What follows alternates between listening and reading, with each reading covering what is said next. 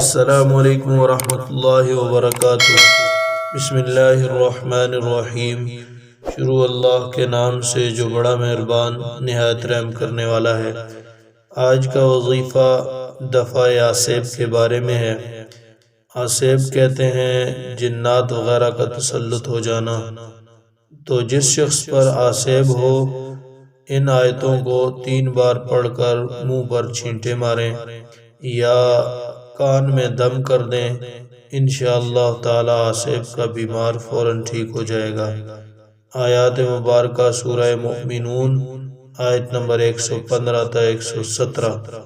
اعوذ باللہ من الشیطان الرجیم، بسم اللہ الرحمن الرحیم۔ افحسبتم انما خلقناکم عبثا وانکم الینا لا ترجعون۔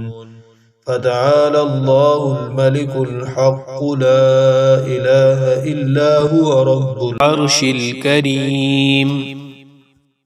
ومن يدع مع الله إلها آخر لا برهان له به